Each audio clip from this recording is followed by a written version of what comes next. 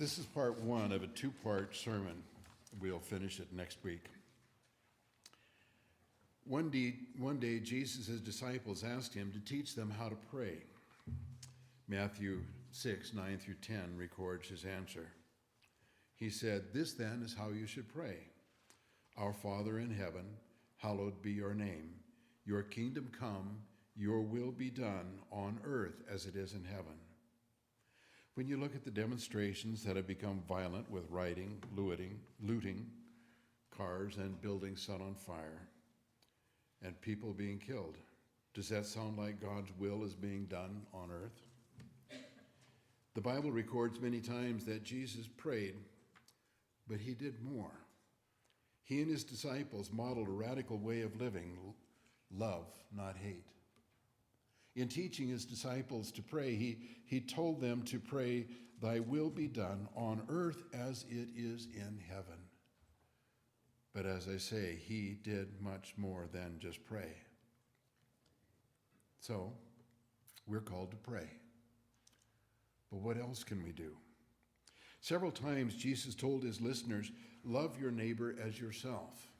And as we look at all of the scriptures where the Bible is talking about love, particularly in Jesus' teachings, we're reading things that are more about how we act toward people, how we feel toward people, how we behave and how we think, than just how we feel. It's not just the emotions that he's talking about when he said, "Love your neighbor as you love yourself." Paul adds some clarification to that in Romans 12 when he said, "Love must be sincere. Hate what is evil. Cling to what is good. Be devoted to one another in brotherly love. Honor one another above yourselves." That's a pretty powerful command for interpreting love, to honor one another above ourselves. I suspect that was a radical idea in his time, but it is also very definitely a radical idea in our society today. Paul continued in verse 12, "Be joyful in hope, patient in affliction, faithful in prayer." The first two are a difficult combination. I believe that it's hard to remain hopeful and joyful in hope and at the same time being patient in affliction. There are all sorts of afflictions, but one of the things that is causing a great deal of destruction and disturbance in our culture and our country today is the racial divide. There are those who continue to be afflicted just simply because they happen to be born of a certain race. I did not choose to be born in America, but I have a great deal of privilege because I am an American. I did not choose my parents. I did not choose the racial background that I have, but I have a significant amount of privilege and benefit because I'm white. I did not choose to be male, but I have privilege even over those of you who are not male. That still endures. There are many people who are being held down by their circumstances. In one area that I am discriminated against now is my age. I'm an old guy.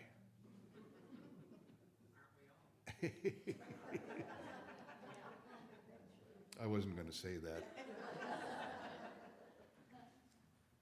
But the reality is that those of us of a certain age are discriminated against just because we lived this long. Be joyful in hope. Be patient in affliction. Patient knowing that this is not the way it needs to be. If we're to live out these words as Jesus did, we need the Spirit of Jesus in us. And we need to continue being in relationship with him. Not just the idea of, well, I believe in Jesus, that Jesus existed, la, la, la, la. But to have the living relationship within him that is causing a transformation in who we are and how we act in our world and how we feel about those around us. A crucial phrase in that verse is to remain faithful in prayer. We cannot be who God intends us to be without staying in the ongoing dialogue of prayer. Realizing that prayer isn't just bombarding heaven with all of our wants and all of our things that we are disappointed in, but rather that it is dialogue. It is a time of being silent before the Lord and listening. Verse 13 continues, share with God's people who are in need. Practice hospitality.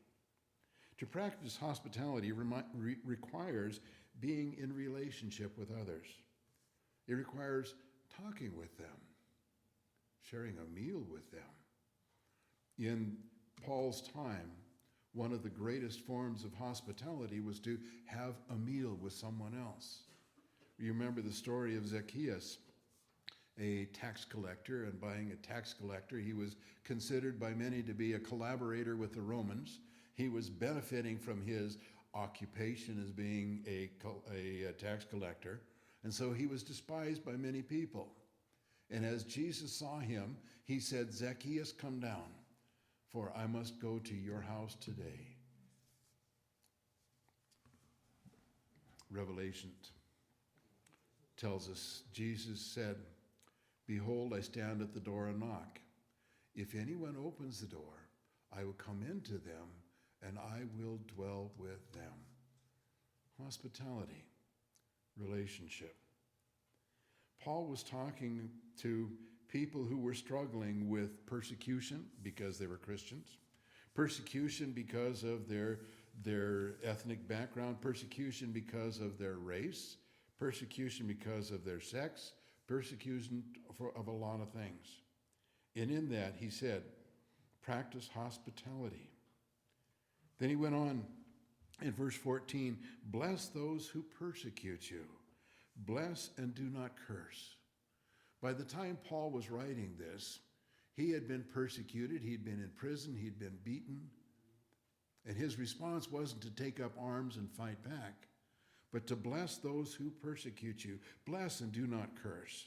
The suggestion for us is to look to ways to be a blessing to those who persecute us, rather than cursing them. Even in America, it is beginning to happen that Christians are being persecuted. We are being denounced because we claim to be people who believe in God, because we claim to be people who believe in Jesus Christ. Paul says, bless them. Do not curse them. One leads to peace, blessing others. The other leads to hate, and we've got way too much of that these days. Verses 16 and 17 say, live in harmony with one another. Do not be proud, but be willing to associate with people of low position. Do not be conceited. Do not repay anyone evil for evil. We have a fantastic choir when we're back to normal situations. And we're not all singing the same note. We're all singing the same tune, but we're singing different notes and they blend together and create harmony. To be in harmony with one another does not mean that we have to agree with one another on everything, but we do need to agree to get along, to sing our own parts, and to allow others to sing their part as well. Now we come to verse 18. This is not an excuse to be only half-hearted in your attempts to treat others in a loving way. Rather, it acknowledges that there are people who are not willing to accept your acts of kindness, who are not willing to be in harmony with you. Verse 18, Paul wrote, if it is possible, as far as it depends on you, live at peace with everyone. Sometimes it comes to the point where that is not possible. But if it is possible, and as far as it depends on you, live at peace with everyone. Then finally, at verse 20, when he wrote, do not be overcome with evil, but overcome evil with good. In In Proverbs 16:2, we read, "All a man's ways seem innocent to him, but motives are weighed by the Lord." I try to be a good person. I try not to say things that hurt other people's feelings. I try to be kind. But sometimes my words, sometimes my actions are not interpreted the way I intended to. In my mind, I think I'm innocent. But it is the Lord who will judge my motives. It's difficult to be completely to completely remove self-interest from our thoughts and our actions. But the more we rely on the Lord to guide us, the more we will be like Christ in the way we treat others. As is pointed out in verse 3, commit to the Lord whatever you do, and your plans will succeed. Verse 9 also refers to the importance of faith as our guide, where it says, "In his heart a man plans his course, but the Lord determines his steps." Our psalm today offers us encouragement and more guidance. Verse 1 of chapter 4, "Answer me when I call you, O my righteous God. Give me relief from my distress. Be merciful and hear me in my prayer." In the midst of rioting and violence, it's easy to become angry. The question of what do we do with our anger is answered by verse 12. "In your anger, do not sin. When you are on your beds, search your hearts and be silent." When you are having trouble sleeping in the middle of the night, turn to the Lord. Search your hearts. Be silent and listen. Verse 8, "He has shown you, O man, what is good to act." I jumped ahead. Verse 5 adds, "Offer right sacrifices and trust in the Lord." Micah 6 and 8 give us this suggestion as to what a right sacrifice is. The question is asked, with what shall I come before the Lord and bow down to the exalted God? He has shown you, O man, what is good, to act justly, to love mercy, and to walk humbly with your God. In other words, to seek and to act with justice and mercy, and to let God truly be the Lord of your life. Matthew chapter 5, we have the teachings of Jesus, where included in verse 9 was, "Blessed are the peacemakers, for they shall be called the children of God." When we look at the unrest, the violence in our world, do we get angry? Do we point fingers? Do we assign blame? Or do we act as peacemakers? If we're acting as peacemakers, trying to bring about better understanding, trying to bring about more justice and mercy for all, then it will be seen that we are the children of God. God's love will be shown in us. Jesus said, "You are the salt of the earth, and you are the light of the world." As Christians in these troubled times, we are called to turn to the Lord, asking for his direction as to how we might best be a light to the world instead of being those who prolong the problems. Amen.